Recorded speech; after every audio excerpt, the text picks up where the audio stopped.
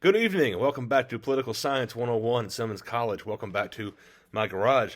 Um, Towards the end, not the very end, but towards the latter part of this video, I'll assign the quiz. This will be the third quiz, I believe, and it'll have to do with what we've covered since the previous quiz. This is not the final exam. The final exam comes a little bit later, but this is a quiz worth 10% of your grade in the class. I want to thank those of you who have submitted the extra credit assignment, and I'll be giving you some feedback on those. Some got it right, some got it wrong. Give you some feedback on those soon. First, before we get to the quiz, I need to talk to y'all about something that will not only be covered on the final exam, but will also segue into the last little bit of the class this semester. And it has to do with what's going on tomorrow. It has to do with what's going to happen tomorrow in this country, what's been happening through early voting the last several weeks in Kentucky and around the United States. And then what will come to a head tomorrow. Will we know the outcome of the presidential election tomorrow? I don't know. And I'm thinking probably not, because states still have to count these mail-in ballots. But we're going to know something. I'll say this: if either candidate, either Donald Trump or Joe Biden, are far ahead in the voting, like really far ahead, tomorrow evening, then we'll know who wins. But that's the only way we're going to know. I bet we won't know for quite a few days. Some of y'all are my age or older. So you remember the 2000 election. I was in high school at the time, and we didn't know who officially won that thing for a long time. There was a United States Supreme Court case called Bush versus Gore that decided the outcome of that election. But y'all, if you hadn't voted yet, please go vote tomorrow. I'll tell you right now, all my friends and family have voted early, but I have not voted yet, and I'm going to vote on Election Day tomorrow. Voting is important, y'all, and that's what I want to talk to y'all about. Kind of segue into the rest of the subject matter for this semester. I am a white man over 21 years of age who owns property. So had I lived in any time period in the history of the United States, would have the right to go vote. I haven't always owned property. So there was most of my adult life, I wouldn't have qualified in the early days of this country, because only land-owning white men over 21 years of age could vote. By the 1830s, that law changed, and it ushered in a whole new era of elections, a different type of candidate who ran. The quintessential candidate of the 1930s was President Andrew Jackson, who was elected in large part due to a popular movement. It wasn't just the landowning elite white men over 21. It was other white men who finally got to vote, and they elected a man who they saw to be a voice of the people, a populist. A populist is a politician who represents the views of the majority, not his or her own opinions so much as, what do the people want to hear? And that was Andrew Jackson. Arguably the first populist president. He also was a man who made his fortune on the slave trade. So not a good guy. Not a good guy by today's standards or any standards.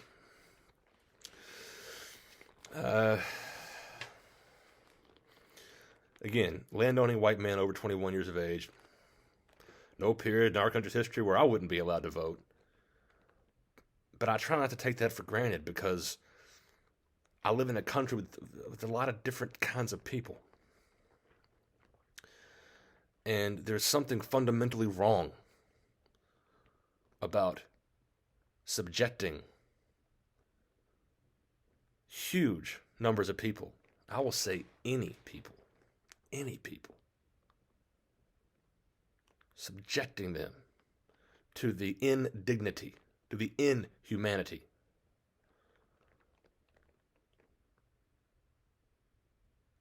of not allowing them to vote. As I've discussed in the last couple of videos, we live in a republic. That is a system of government where the people elect representatives who make decisions on our behalf. For the executive branch, we elect the president. The legislative branch, we elect the House of Representatives, which is based on population. We elect United States senators, which 2 for each state. And the executive branch and legislative branch work together to appoint and confirm the federal judicial branch of government.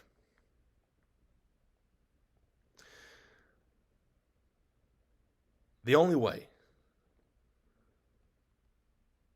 for the people who founded this country to believe they founded a government, quote, by the people, for the people, end quote, and to only allow property-owning white men to vote to elect the representatives of government, the only way they could say those words, the government is by the people, for the people, and then not allow women and not allow immigrants and not allow people of color to vote. The only way they could say that and then not allow those people to vote is to believe that those people were not the same level of human being as property-owning white men. That is the foundation of these United States. And to be very clear, I consider myself patriotic. I am proud to be an American. My father and grandfather fought in the Vietnam theater. They served the country, etc., etc. Fly an American flag out in front of our house to this day. But that's because me and my family, we believe in the potential of this country. As a faculty member at Simmons College, I'm not going to tell you how to vote. That would be inappropriate. I can tell you that anybody who casts a vote because they believe that one presidential campaign versus another, one over another, is going to make America great again, must believe that America was great at some point in the past. That's what the word again means. It means to recreate something that once was, to redo something that once was. Which begs the question, when was America great? I say it has potential to be great because I've read the Constitution and I've read many, many, many of the court opinions that interpret the Constitution. And we're going to talk about several of those opinions, both the good ones and the bad ones, for the rest of the semester, because it has to do with the fundamental rights and liberties given to American citizens and people who reside in this country, be they citizens or not. But I've read the Constitution, and I know America has the potential to be great. But when you say make it great again, I say, when was it great? What, was it great when women couldn't vote? Was it great when black people couldn't vote? Was it great when black people did not have the right to marry white people and vice versa? Was it great when homosexuals could not get married despite the fact that they were consenting adults who love each other? I'm not saying America is or isn't great. I'm just saying we have potential in this country. We have potential. And that I try very hard not to take for granted the fact that I am the one demographic of Americans who's always been allowed to vote. I'm not happy about that, if you can't tell. It's not okay that for much of this country's history, women were not allowed to vote. My grandmother, who was a very intelligent, very self-educated, very well-read woman, a very well-read, intelligent person, She told me when I was a kid, she said, that black men got the right to vote before I did. I mean, before she did, because black men got the right to vote. Something we're going to talk about next week. Got the right to vote in the days after the Civil War, the time period we call Reconstruction, the passage of the 13th, 14th, and in this case, 15th Amendments, meant that black men got the right to vote. Former slaves, as long as they were men, got the right to vote. The right on paper, according to the Constitution. But were they actually able to vote? Not really. No. Was every black man, and just hypothetically like the year 1870, were they able to vote? How about 1930? How about 1940, 1950? Just because they had the right to vote, were they able to vote, and able to vote when they wanted at their local polling place and vote for whoever they wanted to vote for? And the answer is no. The answer is no.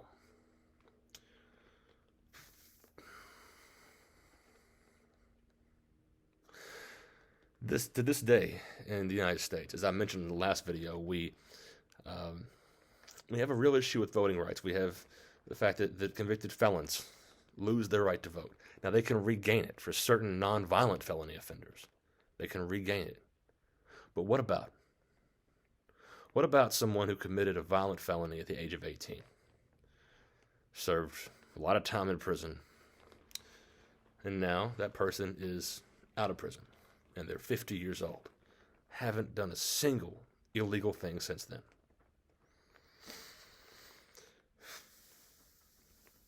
What about that person? I'm not saying they should or shouldn't get a right to vote. I'm saying we should talk about that for the rest of the semester.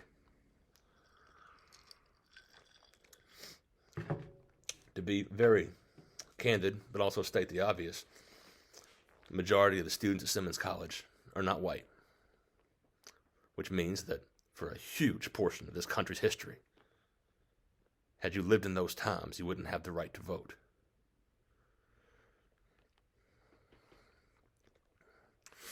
Every semester, I don't know the exact numbers at Simmons College, but I'd say at least half, maybe half of the classes I have are female, which means up until the 1920s, you didn't have the right to vote. People fought very hard for those rights. I mean died. Dedicated their lives, and in some cases sacrificed their lives for that right.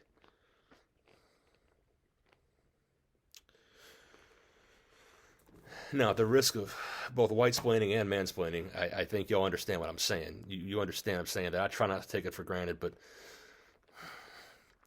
man, voting is important. And don't be intimidated. Please, for the sake of this country, don't be intimidated. Vote your conscience. Vote who you think is the right candidate. Not just president, but every single thing on that ballot. But vote for the future of this country, because one thing that this election has going on that we haven't really seen at this level in this country in a long time. I mean, you could argue that it hasn't been in over 150 years. Certainly say not in at least 60 years or so. Excuse me, at least 56 years, if I'm doing that math right. But probably longer than that. We haven't seen this level of concern for people on both sides. Those who support both Joe Biden and Donald Trump, like both the two different sides, really believe that the future of this country hangs in the balance, and I agree. I won't tell you, I mean, I'm not going to get into the video about which side of that I'm on, but I agree that this country has the potential to go further down a very dangerous path. And as a student of history, I can tell you, all powerful nations eventually fall. And they are always their own cause of their downfall. To paraphrase Dr. King,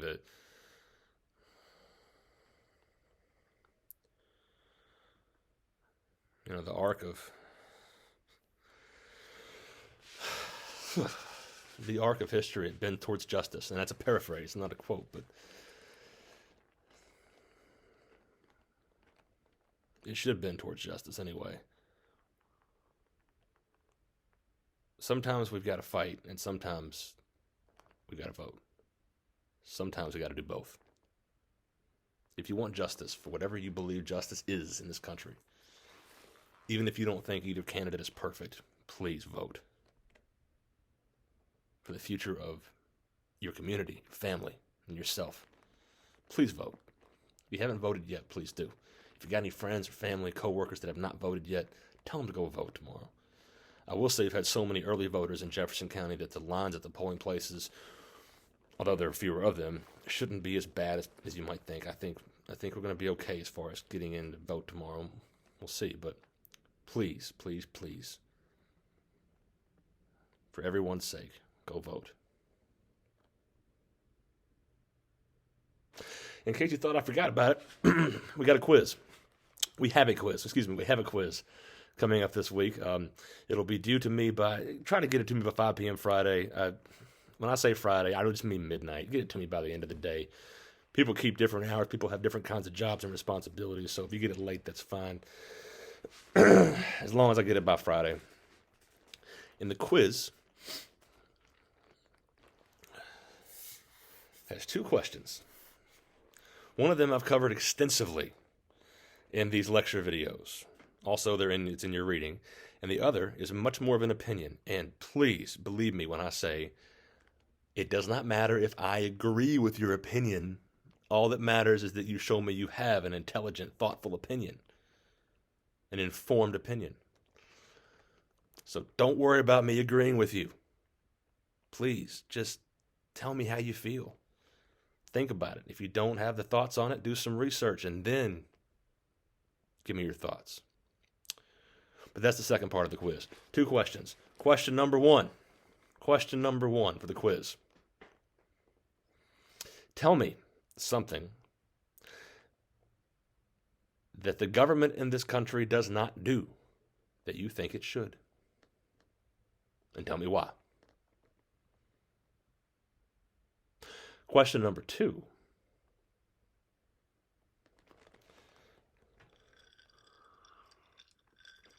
Tell me which president of the United States in the history of this country, from George Washington through Donald Trump, and all the ones in between, tell me one United States president that you believe has done the most to improve the condition of African descendants of slaves, the ADOS population. So, question 1. Excuse me. Question 1. Tell me something that government, I don't care which level of government, it doesn't matter. Like pick one thing you think government should do and tell me that they don't do and tell me why. Question 2. Which president has done the most to advance, benefit African descendants of slaves? Now, I have my opinion on that second, well, really both, but I have certainly that second question is one it's politically controversial. And President Trump says that he has done more than anyone since Abraham Lincoln for black people. That's, if you agree, that's fine. Just tell me why. But there are a lot of presidents to choose from. They call him the 45th president. He's actually the 44th president because we had one president who served 2 non-consecutive terms. But anyway, there have been 44, not 45, 44 presidents of the United States. Tell me which one you believe has done the most for African descendants of slaves. Again, President Trump says he's done the most. President Lincoln would be an obvious choice because of the Emancipation Proclamation, but more importantly because of waging the Civil War and winning the Civil War to end slavery. President Lyndon Johnson would be another kind of obvious choice for some reasons that are in your textbook. There's other options. Some people might say President Kennedy, which is It's up to you. My point is, there's been 44 presidents. Tell me which one's done the most for black people, for people of African descendants of slaves.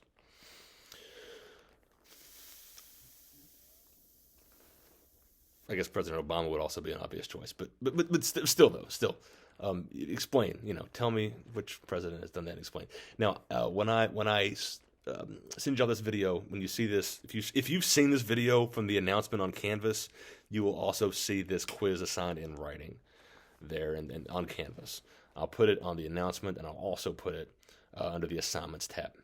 So, no excuses, y'all. Get it to me by Friday. I say no excuses, but come on, it's a whole week, a whole work week. You have to, well, almost 80% of work week to get it done. So please get it to me. Please, everybody, stay safe the rest of the week. Things might get interesting in our community and in our country the next few days. We'll see. But please, for God's sake, get out and vote. Thank y'all so much for watching this video. I look forward to reading your quizzes. And I will talk to y'all later this week.